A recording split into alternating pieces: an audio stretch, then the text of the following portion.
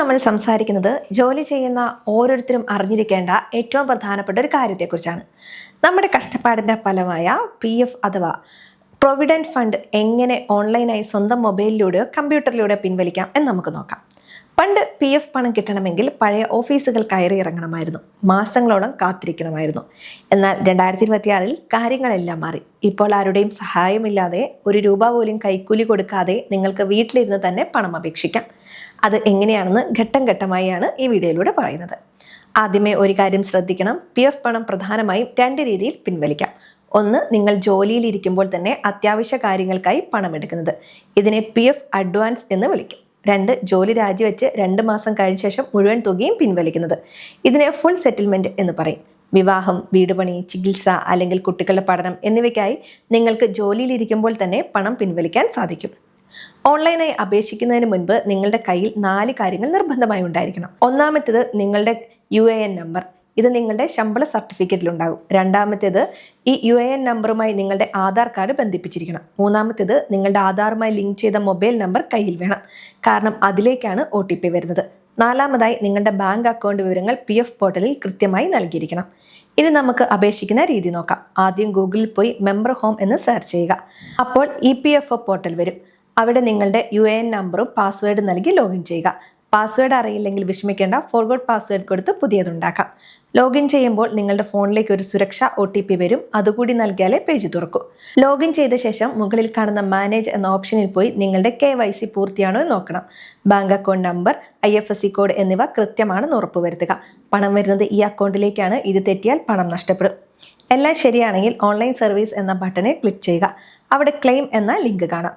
അതിൽ ക്ലിക്ക് ചെയ്യുമ്പോൾ നിങ്ങളുടെ ബാങ്ക് അക്കൗണ്ടിൻ്റെ അവസാന 4 അക്കങ്ങൾ ചോദിക്കും. അത് നൽകി വെരിഫൈ ചെയ്യുക. അടുത്തതായി പ്രൊസീഡ് ഫോർ ഓൺലൈൻ ക്ലെയിം എന്ന ബട്ടൺ അമർത്തുക.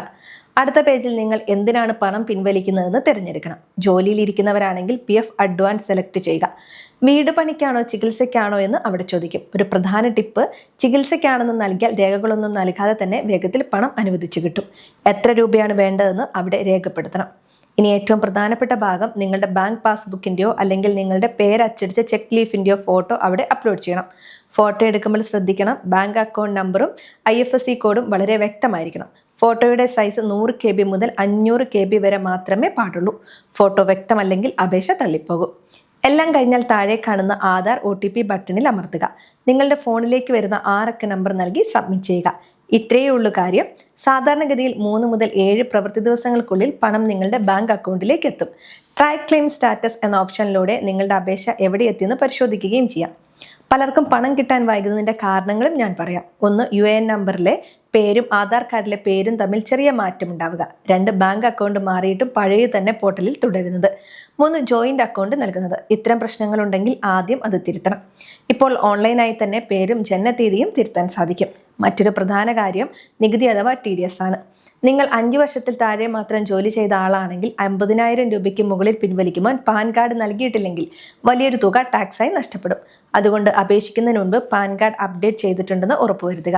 ഇനി പാൻ കാർഡ് ഇല്ലെങ്കിൽ ഫോം 15G പൂരിപ്പിച്ച് നൽകിയാൽ നികുതി ഒഴിവാക്കാം. പലരും ചോദിക്കാറുണ്ട്, ജോലി രാജിവെച്ചാൽ എപ്പോഴാണ് ഫുൾ സെറ്റിൽമെന്റ് ചെയ്യാൻ പറ്റുക എന്ന്. ജോലി വിട്ട് 2 മാസം കഴിഞ്ഞാൽ നിങ്ങൾക്ക് ഫോം 19 വഴി നിങ്ങളുടെ വിഹിതവും കമ്പനിയുടെ വിഹിതവും പിൻവലിക്കാം. കൂടെ ഫോം 10C കൂടി നൽകിയാൽ പെൻഷൻ ഫണ്ടിലെ പണവും കയ്യിൽ കിട്ടും. എന്നാൽ 10 വർഷത്തിൽ കൂടുതൽ ജോലി ചെയ്തവർക്ക് പെൻഷൻ പണം പിൻവലിക്കാൻ കഴിയില്ല എന്നാണ് റിപ്പോർട്ടുകൾ പറയുന്നത്. അവർക്ക് 58 വയസ്സിന് ശേഷം മാസം തോറും പെൻഷൻ ലഭിക്കുകയാണ് ചെയ്യുക. നമ്മുടെ കഷ്ടപ്പാടിന്റെ പണമാണ് PF. അത് അത്യാവശ്യ കാര്യങ്ങൾക്കല്ലാതെ വെറുതെ പിൻവലിച്ച് കളയരുത്. കാരണം റിട്ടയർമെന്റ് കാലത്ത് നമുക്ക് കിട്ടുന്ന ഏറ്റവും വലിയ സാമ്പത്തിക സുരക്ഷയാണിത്. ബാങ്ക് സേവിങ്സ് അക്കൗണ്ടിനേക്കാൾ കൂടുതൽ പലിശയും ഇതിന് ലഭിക്കുന്നുണ്ട്.